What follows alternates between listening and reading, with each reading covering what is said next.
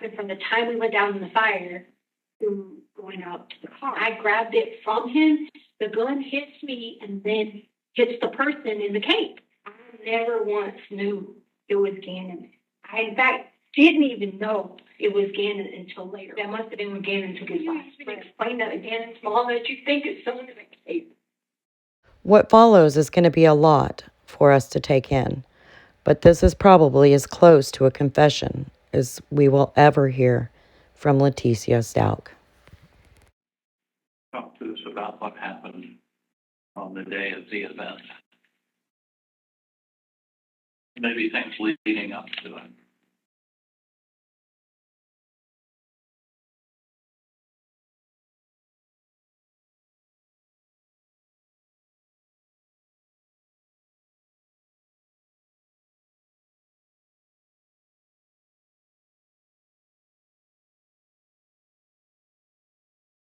Where do you want me to start out?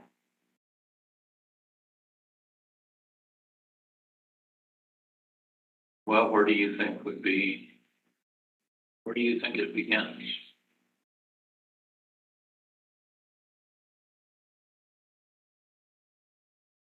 January 26th, that was the day that Kobe Bryant had died in a helicopter crash. And we were going to go to church that day. Well, there was this guy who was saying he was Michael the Archangel now. That's why we didn't go to church on January 26th. It was a Sunday. Now, first of all, I told y'all where my faith is in Jesus. We had a business card that said Michael the Archangel. So I'm like thinking, I even asked my, attorneys this, and they asked me back and forth, like, why do you think this man was doing this? He was trying to keep us from going to the church, Turn the car around. And so we're just gonna go on the hike because, Kobe Bryant died. I love Kobe Bryant. We're just going to hike instead. So we're on the hike on January 26th. So throughout the day, like this kept happening with the whole Michael the Archangel guy, And I'm like, why is this? I didn't know if the people were getting him to come as Michael the Archangel and get him to come there. Accident that was a leg accident or what? So finally, I told the kid, I said, look, let's just go on home. You know what I mean? Like the day's been too much of a hard day. Let's just go. Gannon was complaining with his stomach because he had like food all over. Well, we get ready to go home. I hadn't gotten dinner yet. So I leave Gannon and back home. He's taking a bath or whatever. Me and Lena go get food, do whatever. Riley was at work.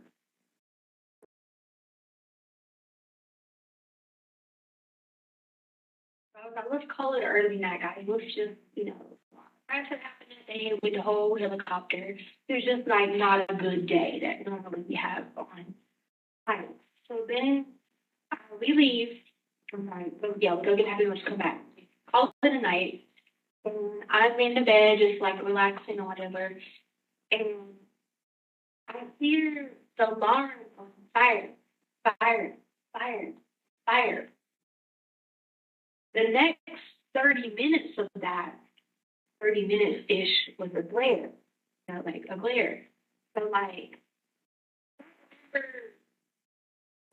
where I went, I went into protection. And I got the dogs, Lena, and took her outside because they were the first people I saw upstairs, you know what I mean? So I was thinking get the safe people out first, But I come back and get ready to run down the stairs to go back to get G, and I had socks on. So I slipped down the whole stairway or whatever. That's how my blood gets on the baseboard. I bust my head against the baseboard because I was running so fast down the stairs to get down to where I see smoke at this point. As soon as I see the smoke, I go into panic mode.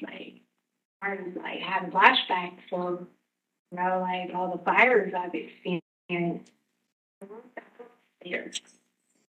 Going back out the front door again. And and realized Gannon's downstairs. Go back downstairs. And then I went back down the stairs again, and Gannon's on the sofa, and the fire is around the sofa. So I reach over to grab him, and when I do, he was like wrapped in the covers. So I grabbed the covers, and I pulled the covers, and when we both go back on the fire, the last part of that was just being down on the fire. I didn't remember anything again until we were in the truck, but all of us were safe in the truck. It was just so traumatic. I don't know what happened from the time we went down in the fire to going out to the car, except my doorbell, the camera system. So they have camera footage. I go out, we get in the car, and I just pull off. And again, me, I'm a runner. That was it, to just run away. He's hysterical, Lane is hysterical. I'm trying to figure out what is going on. Is the house burnt down? Do we have a house on the list? Somehow, in between that time, I end back up at the house again. That was a gap that I don't remember.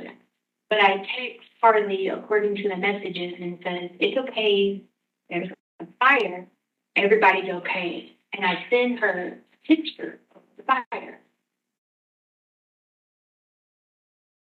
They all wanted to, everybody just be together, because to me, all I could keep thinking about was, if I couldn't have got to Gannon, he'd have burned up on the fire, you know what I mean? So I was just all over the place. Well, we all decided to lay on the sofa together. That was on January 26th. So we're all just laying on the sofa together, just trying to figure out the plan. I said, it's okay. I said, he goes by the name Guam. I'm not going to give his real name. I was like, I'll have one of my friends Guam to get somebody to come over and fix it. Not going to be a big deal or whatever.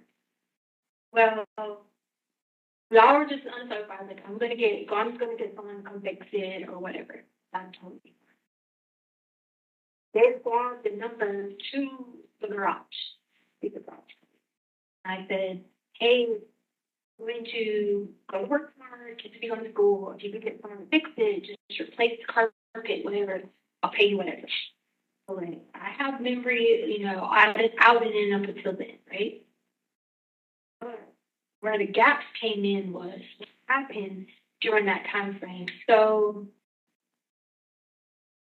I hear the garage open at some point during the night.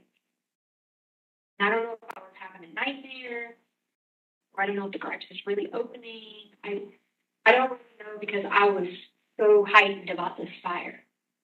So I kept going through the house thinking that there was someone in the house. And I kept swearing up down that the freaking garage kept coming open. I'd open the door to the garage, nothing. I didn't see the garage being moved or anything. I remember coming back in the house, and I was just like, I woke up again. I guess that's when I text my boss. I don't remember this part. The message went to my boss that said that my stepdad had died. I remember my stepdad died when I was 19. But I didn't snap back out of it until later on. That really wasn't the same day that my stepdad had died. Right? So then I think I hear somebody in the garage again. Okay, well then I go out to the garage and I tell Harley, I said, Harley, I'm going to shut the door to the garage and lock it, because if you shut the door from the inside and you come into the garage, nobody could get to the inside. And I was that paranoid, So, but then I remember being in the garage naked. Flashback of that, I don't know if someone was really in the garage. To me, someone was in the garage because I was naked. And when I say naked, I was in in bra, and I knew the door had been closed earlier, but why was the door open that I had locked earlier in the day, early in the night? But when I get like that and I think somebody's around or whatever, I go into protective mode and I'll walk the whole time and I'll watch the yard and I'll be on the zone of thinking someone's coming in the house, I don't know neighbors. Colorado, like I knew in the morning where I could call a neighbor, you know. And so the next thing I remember is Lena coming back in to brush, even to brush her hair, which would have been at least 3 hours later, okay? I'm basing this on my cell phone records, you know what I mean? I snapped out of it when Lena asked me to brush her hair. Now, you got to remember, like when Maria comes, not, they're in that world, but like they're not, it's protected, you know what I mean? I don't remember sending anything to the boss about my stepdad, you know what I mean? It was 3 or 4 o'clock in the morning. So Lena gets up, and I make her brushing her hair, and I come back, and I'm like looking around, and I was like, oh, there was a fire. Why was I in the garage? Why was I this? That's when it started being like, did I dream this? Did this really happen? You know what I mean? So I go out to the garage, you know what I mean? That's when I grabbed my head, and there was like matted blood on my hair. So I knew that I had really fell down the stairs. Like I had thought I fell down the stairs, you know. And so the matted blood was on my hair or whatever. So I just kept like messing with my hair, like trying to figure out what had went on. So we stayed out for the day. I realized on my phone that I had sent that message to the boss, and I was just like, what is going on? Like, I didn't remember sending it, but I don't know why was I thinking about my stepdad, what's going on, and I kept having these, at this point now, it became flashbacks in the garage. And I was like, who was in the garage with me? But the whole time it was about Eduardo, which is the guy that Guam got to work, fix the carpet or whatever. That's who I kept like having flashbacks with in the garage. So we go forward, whatever. And I told Gannon, you said my friends in the car came by. I don't want you here by yourself. You're gonna go with me. I said, go grab your cover. You're gonna go with me for today. I don't want you here by yourself. So me and him get in the car. I think it says around like no, before we get to 10 o'clock. So I told Gannon, let's just go out shopping for the day. Remember, we go get coffee that morning. We go get like Dunkin' Donuts. I think they had me at Dunkin' Donuts. I don't remember going to the gas station, but they had me at the gas store. Just basically going about shopping for the day.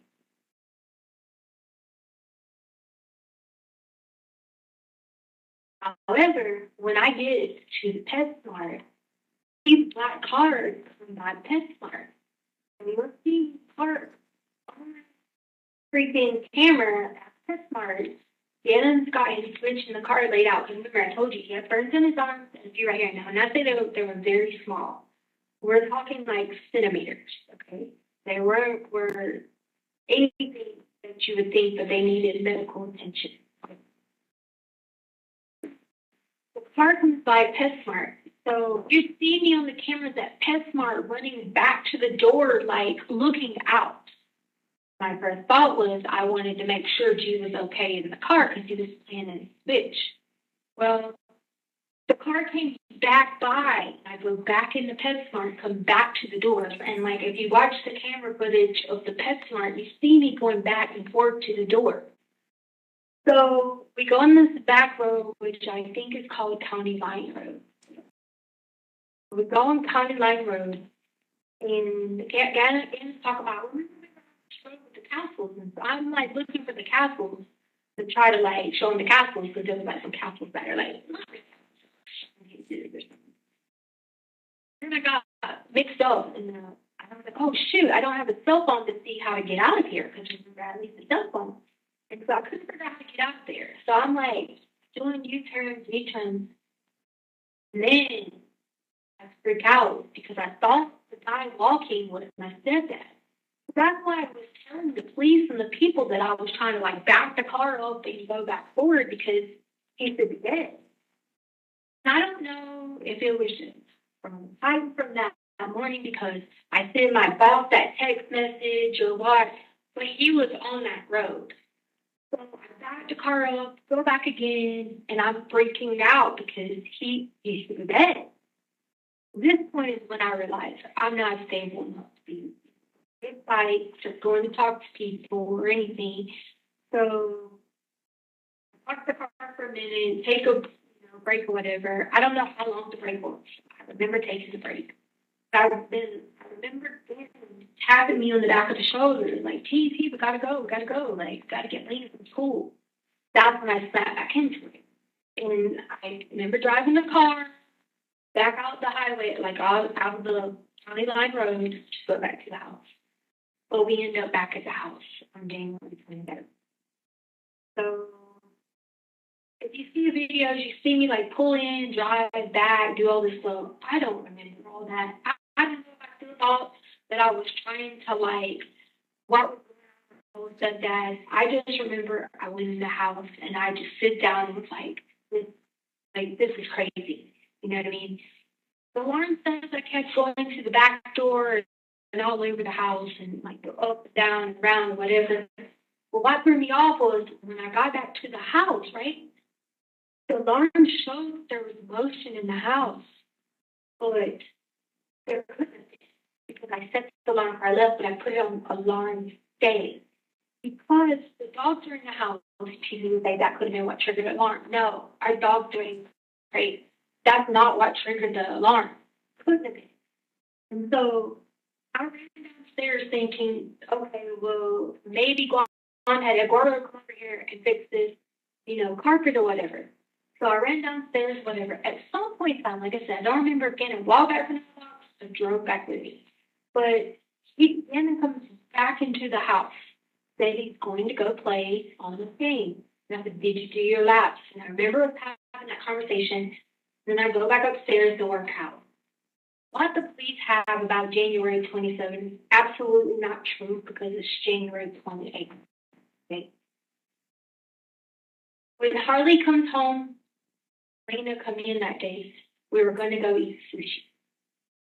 Gannon is not a fan of sushi. So at this point in time, I'm like, we'll figure out something else again. Gannon usually is home by the time that if the sun's not down, it'd be 6 o'clock. But it was raining. So we get in the car, they have us on the car raining, like leaving in the rain. So right there across the street, ask this neighbor if we've seen him. No, we haven't seen him. So we pull back up. I start freaking out. I'm pacing the house. I'm doing this. I'm doing that. Because I'm like, he's doing this flipping hiding challenge. Now, reverse back to this hiding challenge. They have a YouTube channel. Their mom and stepdad made. And like, if you find their YouTube videos, Cool Kids Tube is their YouTube channel. They would do these hiding challenges where like Elena would be in the box. And they would pretend like they were getting shipped all these places. We went over the room with it, me and the mom. Nothing we thought was bad about the kids wanting to do YouTube videos. Flashback. So I said, he's doing this hiding challenge. So at first, police were talking to me. I'm just sitting there like, man, he said, do you want, and I know this because I saw it on the video, do you want me to check the house? And I said, yes. Because I knew hiding challenge police have trained. You can't tell me this many police came in the house and didn't find him. You can't tell me that. That's because it was not true. So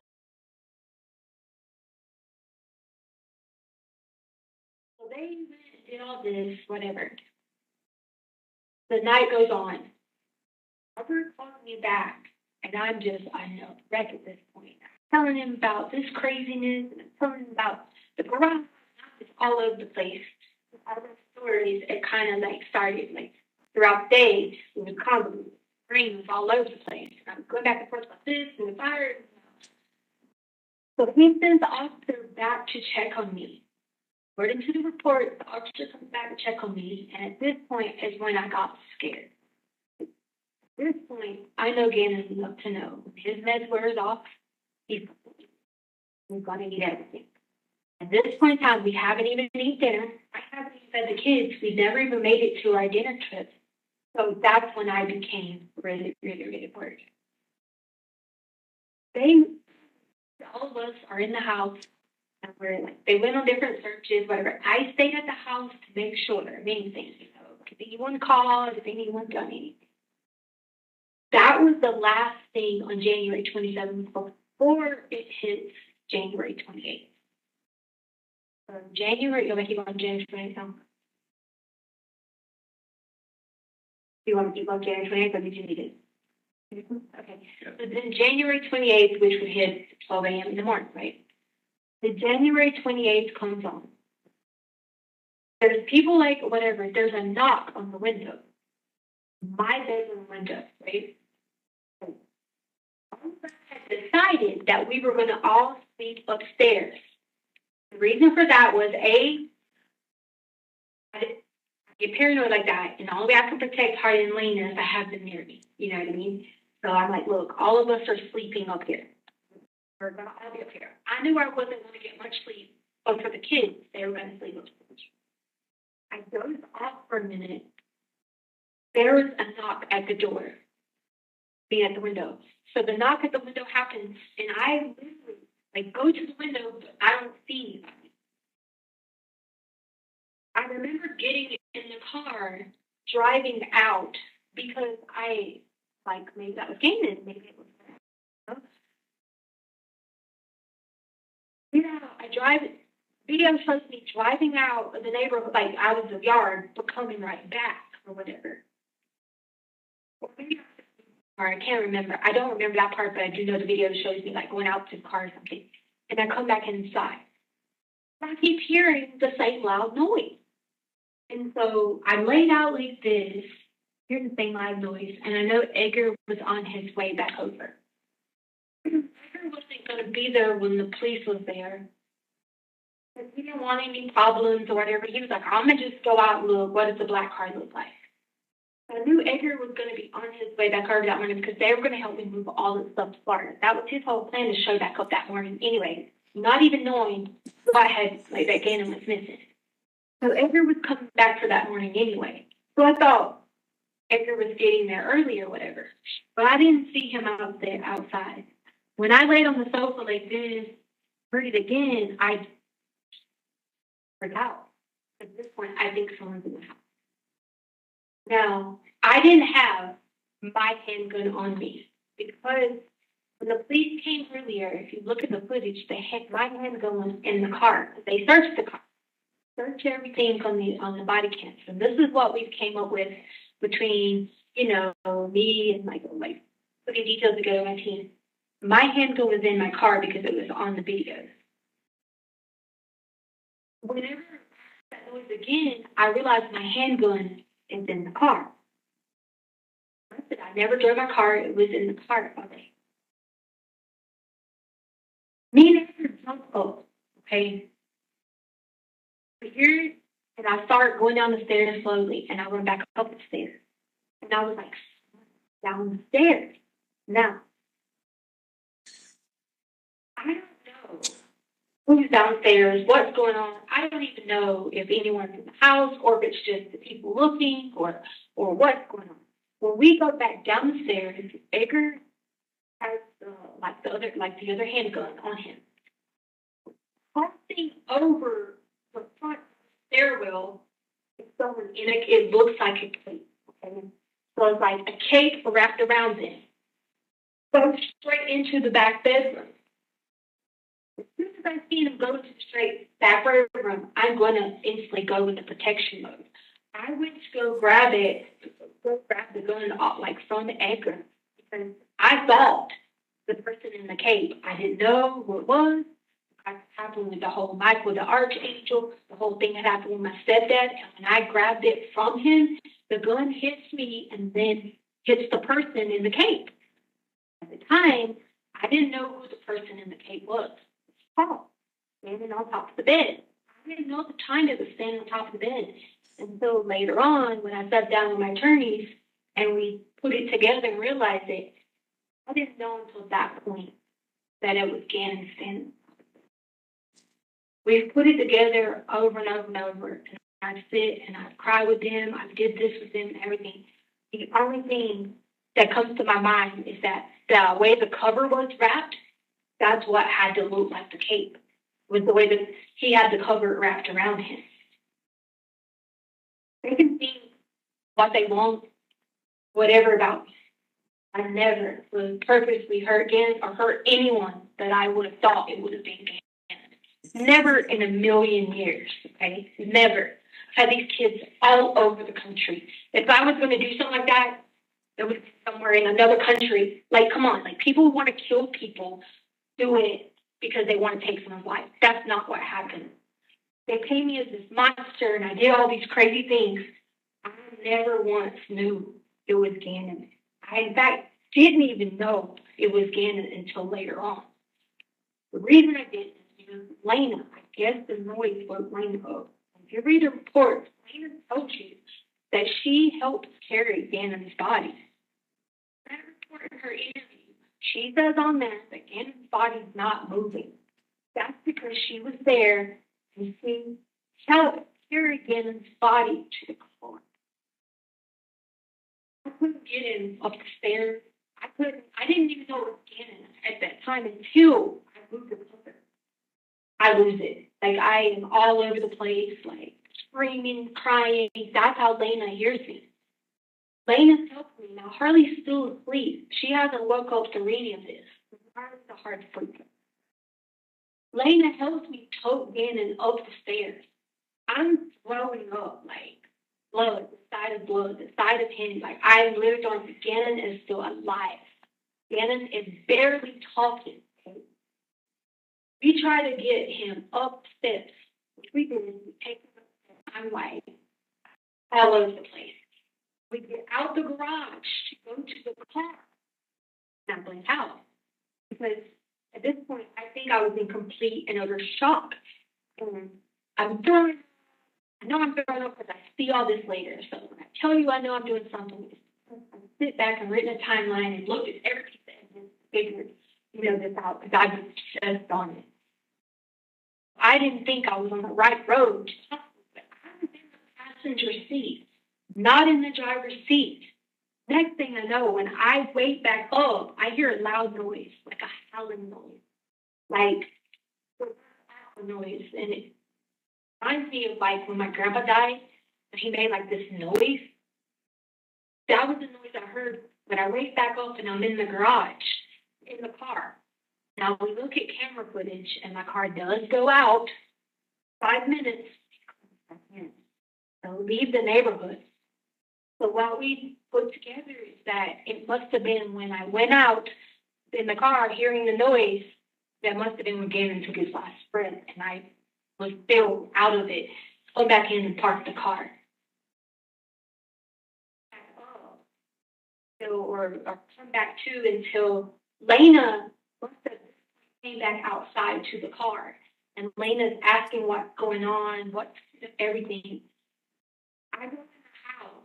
Harley's face, Lena's face, they're all just like white, like they've seen a ghost. Like they don't even know what's going on. No, that he was speaking to me and Lena as we were trying to take him off the stairwell. And then it was like none of it was real. So I just started going into different personality of like, this ain't really going on. We got to find him. I don't know what to do. You know what I mean?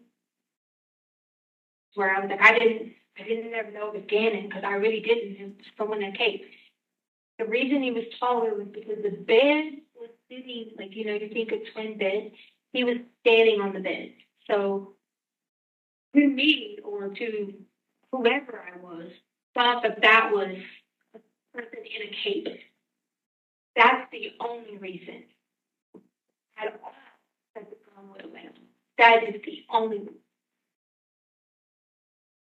And like I played this back, like I said, 50 million times in my head. Like, was I in the right mind to turn the light switch on? No. My mind was in the protective mode because he wasn't there. The police was there. He wasn't there. Where was he at? Like, this was somebody in the house. It was probably someone trying to molest him. It was probably someone trying to hurt one of us. So what I was already going through with my stepdad earlier in the day, Maria could have thought it was my stepdad. So, like, go through that. I had to carry him upstairs. He was dying. I could never in a million years tell anybody what it was like. I was not okay. I was not okay before, because I felt working down with someone in a cape. Like, how do you even explain that again in small that you think it's someone in a cape? You can't. You know? That's exactly what happened. There was no pain. There was no hurt. There was no ill will. There was no anger. There was no passion. I looked up every definition they have in this book because I was obsessed on it. So I don't know if y'all heard, read, seen, whatever, but that is 100% the truth. It was on January 28th, not January 27th. I don't know why they're all wrong.